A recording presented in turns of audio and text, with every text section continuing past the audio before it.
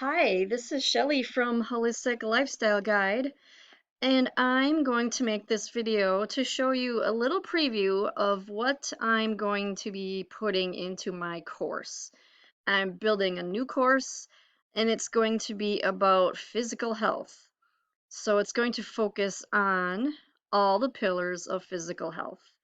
So I'm just going to give a quick overview of the basics in this video and explain how the goal of physical health is to live in sync with the rhythms of nature. So basically, the closer you are to living naturally, the better your health will be. So, we're going to start with meals. And how many meals should you have a day? Generally, for most people, 3 meals is good. This can vary though, depending on your body type, and we'll go more into that in the course. So breakfast, lunch, and dinner are the meals, and snacks are okay once in a while, maybe even once a day. But if you eat fruit, the best time to eat fruit is actually in between meals. So if you ever do get hungry in between meals, the fruit is the perfect thing to snack on. And there's a reason for this, which I'll go more over in the course. So generally, the body it gets stressed out when it's eating. It takes a lot of energy, so you don't want to overeat because overeating causes more stress in the body. So the biggest meal of the day you should have would be lunch, and that's right around the time when the sun is high, between noon, 11 o'clock, and 1 o'clock. And this is also when your energy levels are the highest. Depending on your body type, this can vary, but whenever your middle of the day is when you should have your biggest meal. And then your dinner should be the smallest meal. And the most important thing to learn about when to eat is probably common knowledge by now, but you shouldn't eat before bed. At least 2 hours before bed, try to stop eating. And this brings up another subject of fasting. Everybody fasts every day from after dinner until breakfast, but the body can heal itself better when it's not digesting food. So you've probably heard the good things about fasting, and they're probably all true, everything that you've heard. So the less that you can eat, the better. There's a lot of people that can get by with 1 meal a day. I wouldn't recommend that to start with, but basically the best rule of thumb here is to only eat until you're 75% full. Moving on to the next is the foods you should eat. So generally your diet should be made up of whole foods that are preferably organic when you can get it.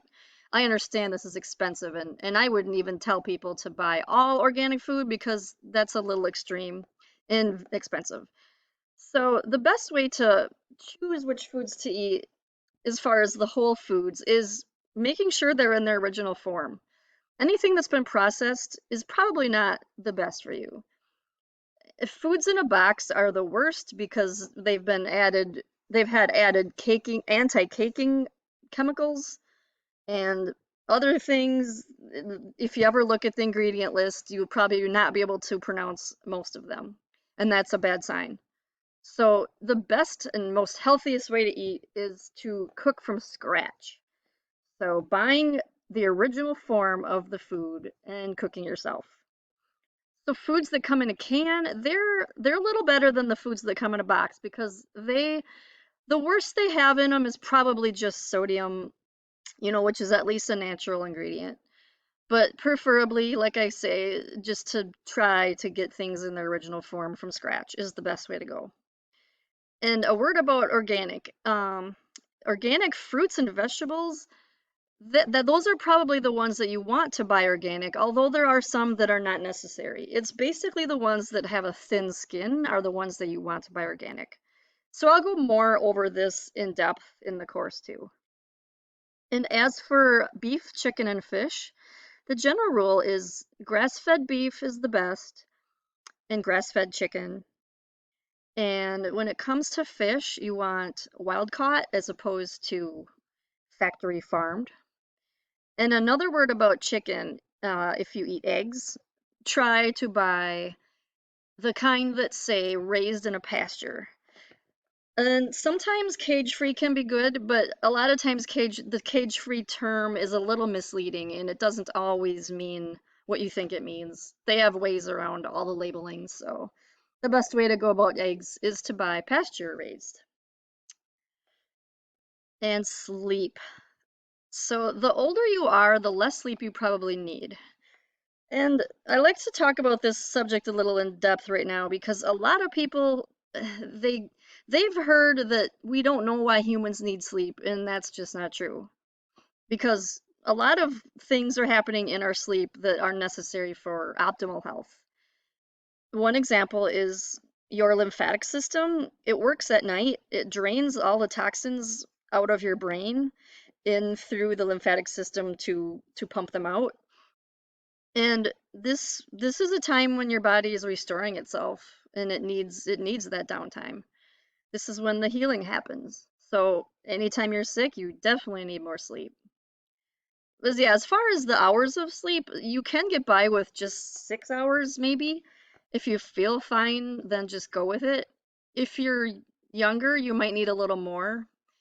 And some people might need 10 hours. It's just some people's body types are different, and so just go with whatever your body's telling you, as long as you're getting at least 7 hours generally.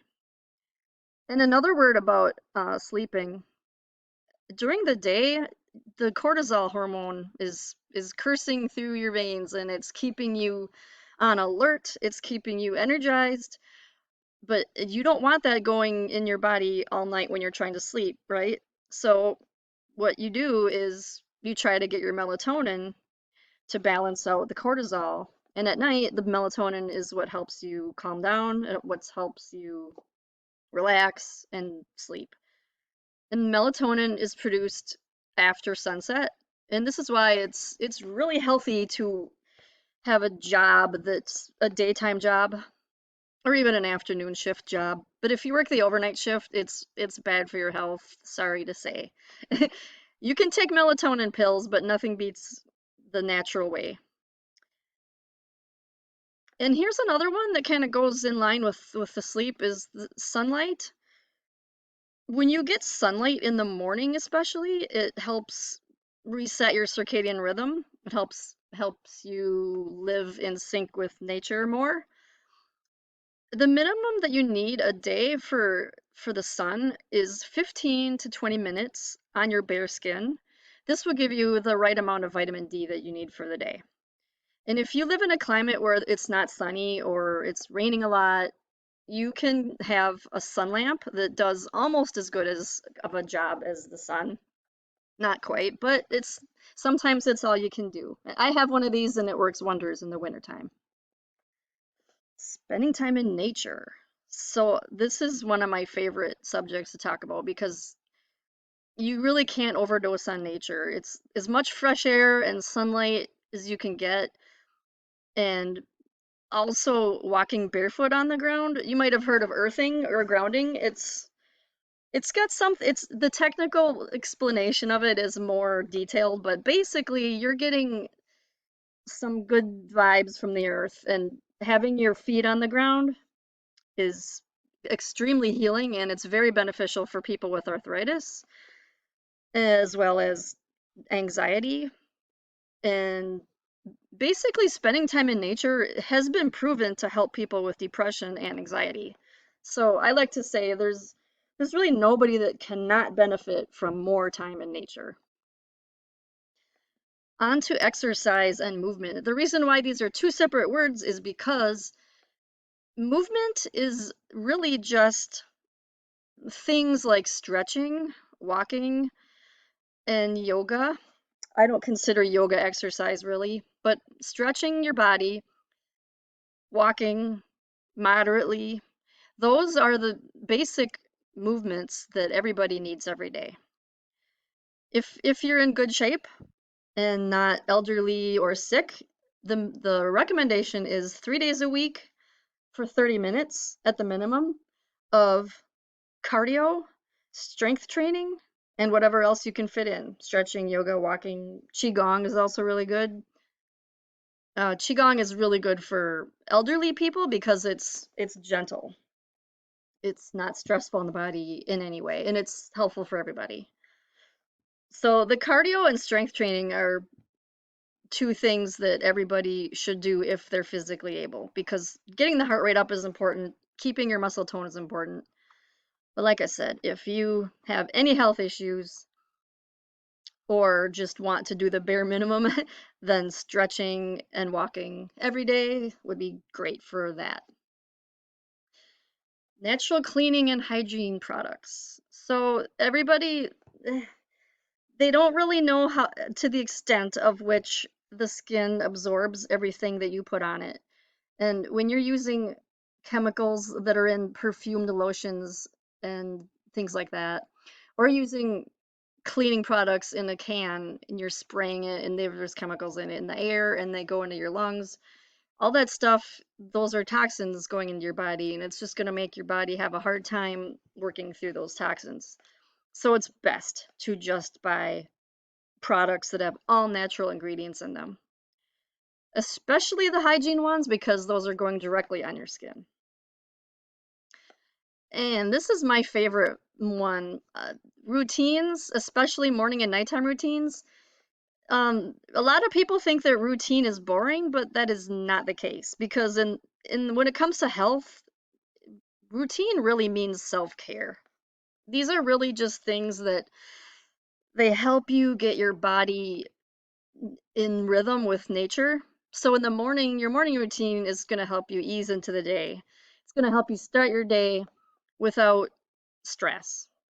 And types of things that you can do in your morning routine are yoga, just very, very gentle activities that are soothing and relaxing. And this, I will go more into this in the course as well. Same with nighttime routines. The nighttime routines are good for getting your mind ready for bed, and which will result in better sleep. The body likes routine. This is how we develop good habits. You might have heard the phrase, you are what you repeatedly do. And this is another way of saying this is how you make changes in your life. So, developing those good habits and making a routine out of them will pay off. And this brings me to the end. If you are interested in this course when it comes out, you can join my mailing list and stay updated, and then you'll be notified when my course is ready. You will get put on my list and also receive things like free printables, which I make, printables, planners, journals, checklists, and things like that. And you'll also get blog post updates and holistic health tips and whatever else I feel like sharing. So it's just a good idea to get on the list, and then you'll be able to find out when the course goes live.